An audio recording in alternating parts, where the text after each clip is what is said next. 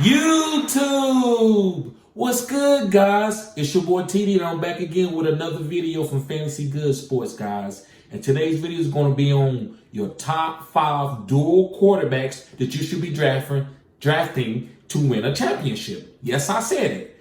Top 5 quarterbacks that are dual threats that you should be drafting that can win you a championship. Now listen, before I begin, I got to put a caveat. Guys, I'm only into dual threat quarterbacks. I feel like their floor is so safe.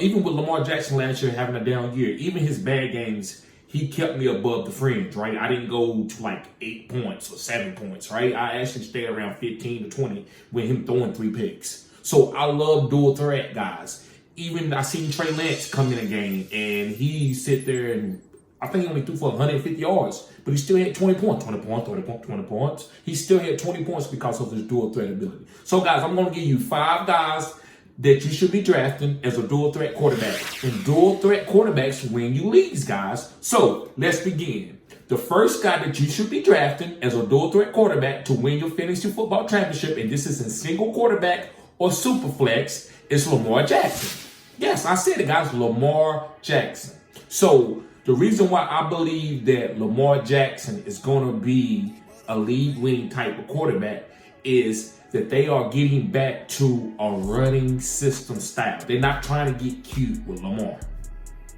Yes, last year, guys, they tried to get cute. J.K. Dobbins went down, Gus Edwards went down. Then they was like, well, Lamar going to pass the ball into a championship. Okay, I'm not saying he can't pass, but he didn't pass them to no championship. Lamar needs to accentuate his running game, his legs. So that's what makes him one of the best quarterbacks to ever play this game, is when he can run or throw it. So he's a young guy. So he needs to be trying to threaten the defense with his legs.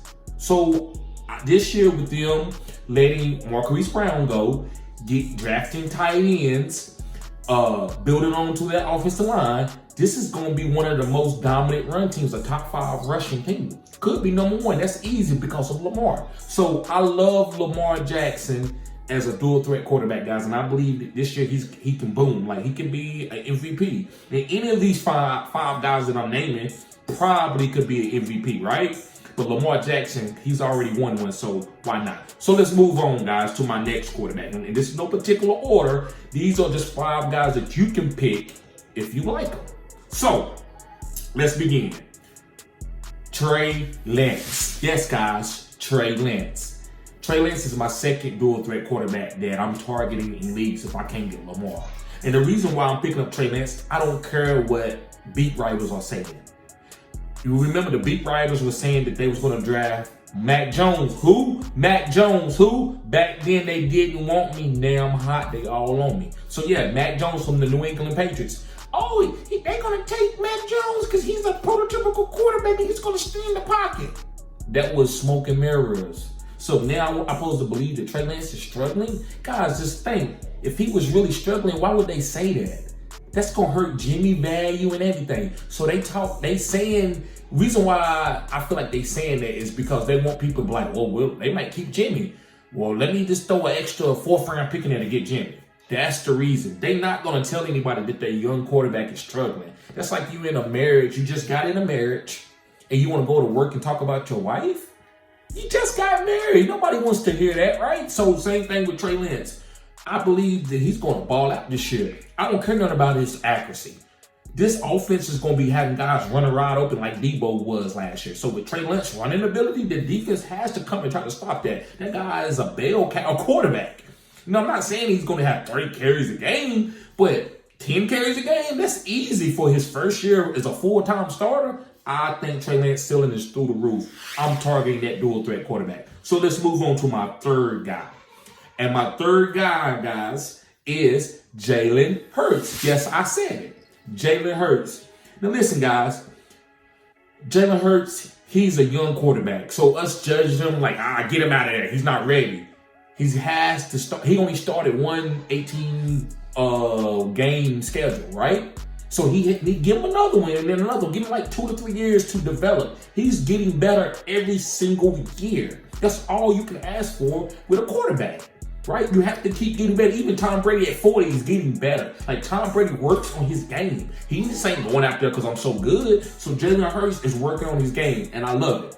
And the caveat, and y'all know this, A.J. Brown, new brother in town. A.J. Brown, new brother in town. Yes, guys, A.J. Brown is his number one wide receiver now. Now Devontae Smith can be the guy that he can be and not worried about getting double teamed and bumped and taking a lot of big hits. I think this guy is an alpha receiver also, but I think he's more of a better number two, like a Reggie Wayne, a secondary guy, right? But I think he still is an elite guy. So now with A.J. Brown taking all the top coverage and the roll coverage, Devontae Smith can eat. Jalen Hurts can read the defense easily because he can see the safety shading towards A.J. Brown or coming in the box. So with this dual threat guy, Jalen Hurts, I think he's going to ball out. So yes, I love Jalen Hurts, guys. Make sure you pick him up. So we got two more guys. Let's get past this video, guys. And remember, guys, smash the thumbs up button. Subscribe to this channel. This is cutting edge content, guys. Yes. So the next guy is Colin Kaepernick. You know, we know about Colin Kaepernick, right? We know he's really good. He's the first 8 games of the season. He's extraordinary. This year, I'm still going to draft him. No, his rushing upside is not going to be as good because they don't want him to get hurt. But he still will pick his chances and pick and choose better to win the run, right? So I'm still taking this dual threat quarterback, and he's got a good arm. Even though he's a little guy, he's accurate and he has a good arm. So I don't care about D-Hop missing. They got Marquise Brown. They still got enough weapons. I love the scheme. I love Cliff. A lot of people don't like Cliff. A lot of people think Cliff is a bad coach. I've been on him since he got there. I thought that was a great move, and Cliff has to learn how to be a professional coach too. So that's good. So guys, yes, Colin Kaepernick still is an elite quarterback. You still pick him up. I would actually take Lamar Jackson and Trey Lance over him, but not Jalen Hurts. I'm actually taking Colin Kaepernick before I take Jalen Hurts. But that's neither here nor there, guys. So make sure you be targeting Colin Kaepernick as always. He's still a great dual threat quarterback. He's not going to get a lot of carries like Jalen Hurts or Lamar, but he's still going to choose his chances and score touchdowns. Especially with Chase Edmonds going on that, he's going to have to pick and choose his spots a little bit more than he did last year.